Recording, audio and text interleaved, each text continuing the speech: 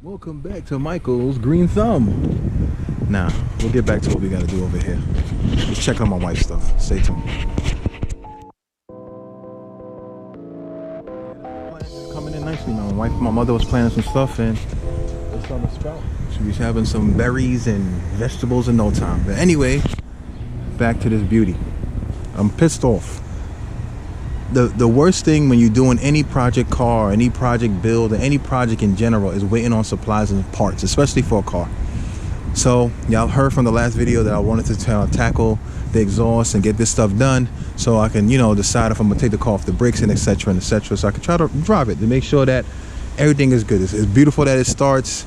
It's good, but I want to make sure that I can move it with the new transmission and everything. But of course my parts didn't come in. Now, I ordered these parts that same day I did the work. So on the 27th, I ordered it and it shipped out on that day from Advanced Auto Parts because they had the gaskets that I needed for $2 a piece. And I said, that's better than paying $17 for one and having to pay almost $30 for two from FCP, and etc. and etc. So I said, I'm gonna bring that and I'm gonna get it. So, ordered it. And I ordered some nuts just in case, pause. So if I couldn't find the original ones that goes for here, I can, use that. Shipped out. I got an email from my tracking from UPS saying that my package will be on here the 30th before 9 p.m.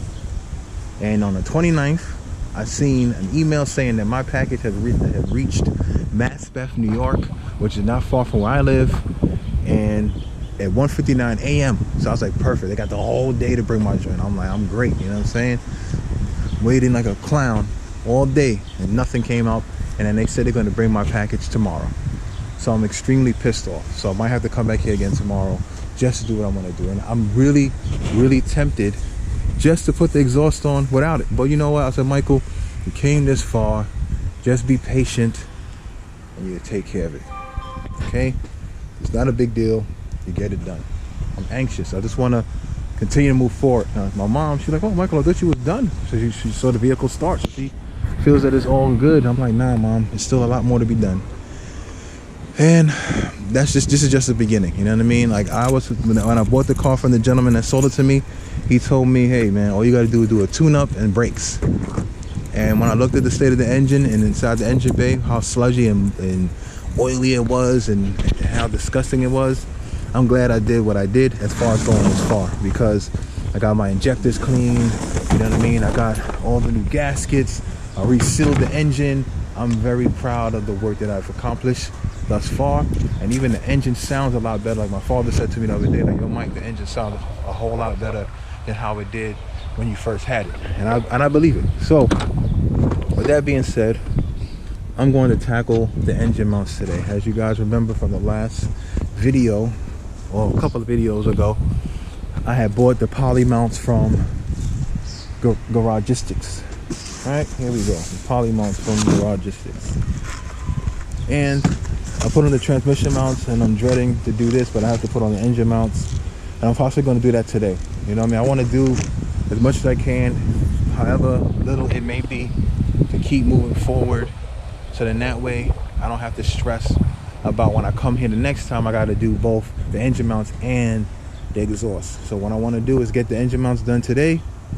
Once that is done, I know when I come here tomorrow or sometime this week with the parts, I'll slide that exhaust in here, bolt it up, get this car off the bricks, take it on its first test drive up the block hopefully.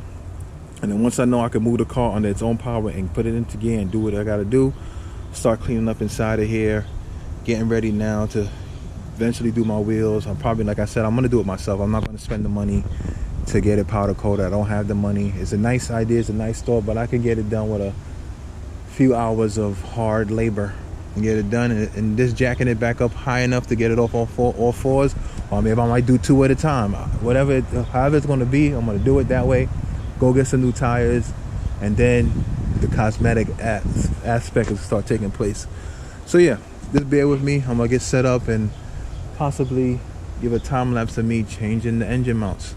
And I really do hope this doesn't kill me in the process, and not literally. I mean in the sense that I would just jack it up, whether I use the engine hoist or the jack, get it up high enough to get it out this slot, and switch them. Stay tuned. Okay, so here's the game plan.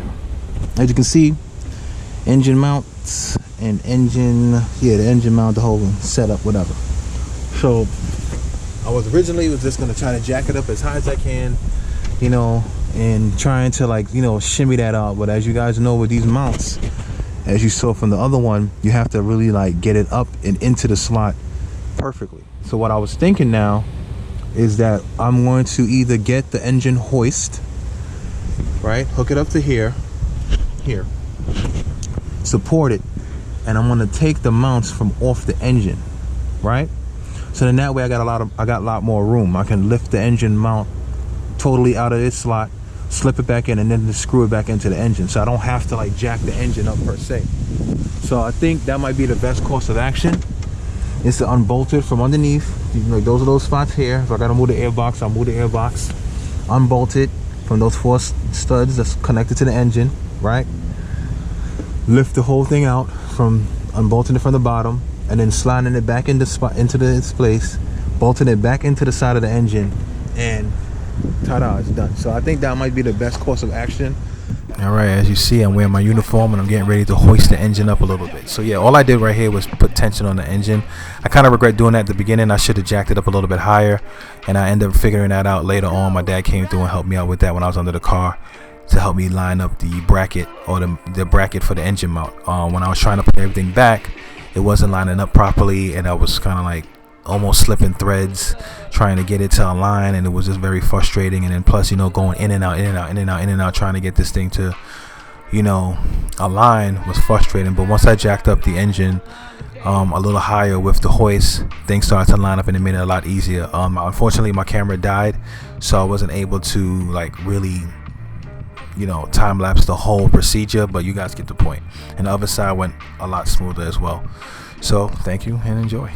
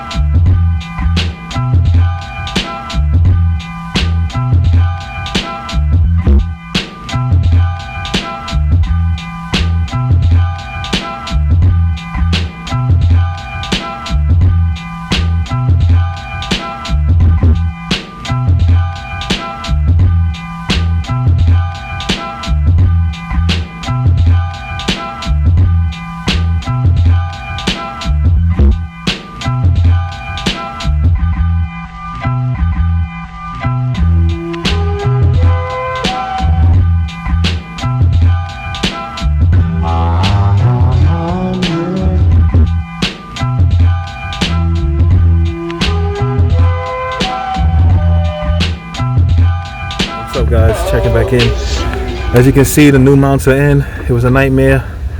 I had to jack up the engine a little bit more with the hoist. I had it a little bit low and I was concerned about messing it up, and my dad came through, jacked it up for me, and then I was able to do that. Shout out to my pops and my brother for helping me. So I got both of them in there. At first I got them in this side as you see in the time lapse, but I wasn't able to get the 4 nuts threaded back into the engine properly on the side of the engine mount bracket. But it's in there now. I'm good. I'm gonna button this back up. I'm gonna start the car for my brother so you can see it. But what I'm gonna do also, I'm gonna pull the exhaust through. I just want to like just bring it in into its location, so if I come back here tomorrow with the gasket, I could just kind of bolt it up and then get it ready to get this car off the bricks, man. So I could try to run it tomorrow. Hopefully transmission and everything is good, and I could just drive it at least up the block and down the block and then park it. And then from that point on is getting to the brakes, like I said, wheels and everything like that. I don't want to be a broken record, so I'll check in with you guys in a minute. Yeah, as a recap, I was able to get everything done. Shout out to my brother, he's over there, helped me out. I got the exhaust in right here.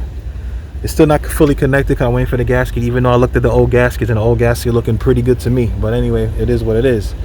Look down here, the exhaust is there, that middle piece right there with the little fork. I don't think I'll be able to secure it from that area because I don't have an automatic trans anymore. It's manual. I think my brother was helping me. Yeah, it is what it is. I started the car for him. He's able to hear it run.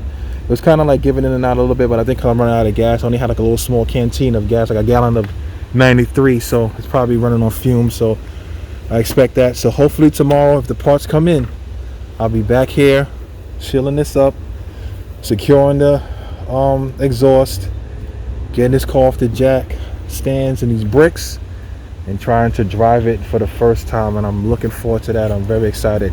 So anyway, thank you guys for watching. Please like, comment, share, and subscribe. Be safe and God bless.